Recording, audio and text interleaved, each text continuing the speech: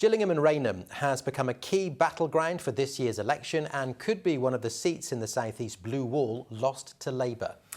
Well, the constituency had a Conservative majority of more than 15,000 in 2019 and a 61% share of the vote. Well, last night, our reporter Joe Caution attended the first public hustings of candidates in the region in front of a packed crowd and heard about the local issues impacting people there and what the candidates pledged to do about them. Let's meet the 7 politicians vying for your votes. As the political heavyweights battled it out on stage in a primetime TV debate, 250 miles away, the pews were packed at St Margaret's Church to hear from local parliamentary candidates in Gillingham and Rainham. It was always very important to us to hold our hustings, to show the members, our residents, who's standing up for election and who they are. So local transport, the environment, housing, living standards. There aren't any topics intended to surprise anyone or shock anyone. It's to cover the broad bases but give each party the opportunity to say what they stand for. But the key question of the night, if elected, what was each candidate's top priority locally? I'm not arrogant to think that I have every solution to every problem that we face. I imagine a lot of you people do. So I will ensure that I will talk to every single one of you every day if it has to find out what's the best way we can solve our problems. And the local plan has to be a priority. So I would work with the local council to bring that to fruition and actually listen to people when they are questioned about what they do and don't want, rather than just asking and completely ignoring their answers. Cost of living crisis has meant that people have lost all sense of hope, and for me it's about how do we reinstill that, and that needs to come in lots of different forms. We need to look across the piece about how can we start to rebuild for people in Gillingham and Rainham, and particularly how can we create opportunities for the next generation. One of the candidates that didn't turn up to the hustings tonight was the man who's been the MP here for the last 14 years. Voters were told that the Conservative candidate Rehman Chishti was unavailable because he wanted to prioritise engaging with residents directly out on the doorstep. And this is one of the campaign leaflets that he's been posting through residents' letterboxes, where he promises to cut taxes by over £900, extra cost of living support, and to fight for a new hospital in Medway. The Reform UK party candidate Rizvi Raouf also didn't attend. He told us that his top priority locally was targeting smart immigration by recruiting frontline staff to the NHS in Medway who would enjoy a tax holiday for the first 3 years. I am Peter Cook, Brexit in chief, politician.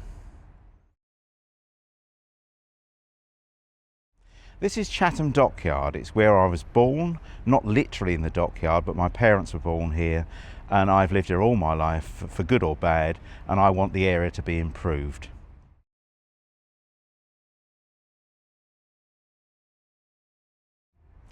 I felt that our populist politics were absolutely unfit for purpose, and I decided as a joke to stand a cat for election. Sadly, the cat got votes, even though I didn't ask for it to do so, and that's why I'm doing it again.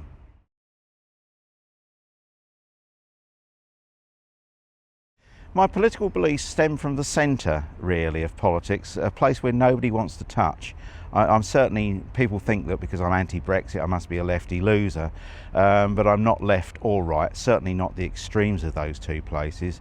In some ways I believe we should learn to add up, which is conservatism, perhaps, and I think we should have a social heart, which is very Labour. So it's a strange mixture of the two. The NHS is a crown jewel in Britain. We lose it at our peril. So I do think the NHS needs to be preserved. That doesn't mean to say it needs to be privatised in order to make money. However, I do think there are some things that we've now moved from health. I used to work in healthcare and pharmaceuticals, so I do think the sort of healthcare aspects of the NHS are vital and should be free at the point of use. But we could perhaps consider that people want the NHS for cosmetic reasons. Maybe they should think about whether that's a private business or not.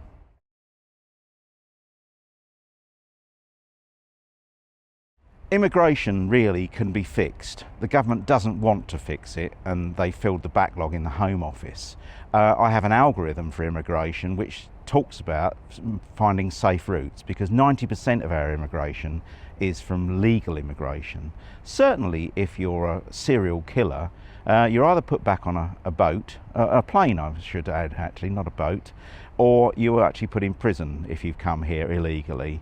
But the vast majority of immigrants can be put to work. They don't need to stay in hotels. It is costing a lot. There's no reason why these people shouldn't have jobs.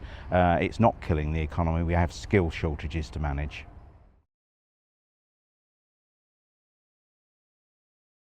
The cost of living is in part a byproduct of Brexit, and in part a byproduct of 13 years of Conservative government. We have 4.5% dead weight on us for the cost of living because of Brexit. That's like trying to swim the channel with 4.5 kilos of concrete round your neck. So I believe that Brexit would give us an instant uplift to cost of living, but there are many other things that need to be done, such as actually not pursuing or continuing to pursue disaster capitalism.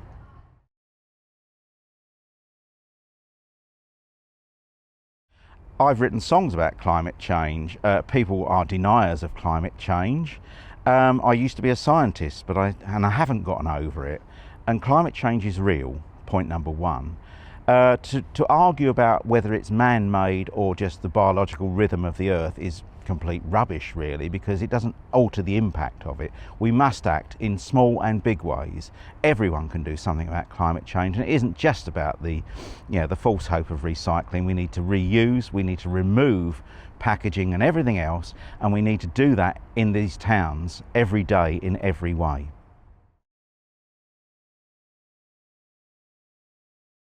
The voting system very much needs to be reformed from first past the post to a more proportional system.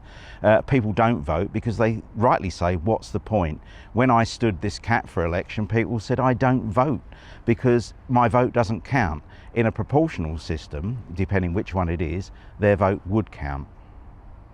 Back at the hustings, many voters left the church with more to ponder. I genuinely think every one of them had something positive to say to bring and brought forward to the conversations. Disappointed the two candidates didn't turn up though. That's all I'd say really, but it's food for thought, definitely. I hear a lot of the same. It's very hard to decide who I'm going to vote for. I'm not sure. None of them are getting my vote. With less than 3 weeks until polling day, it seems candidates here need to do more to convince residents to have faith in them. Joe Caution, ITV News, Rainham. Well, let's take a look at the full list of all the candidates standing for the constituency of Gillingham and Rainham on July the 4th.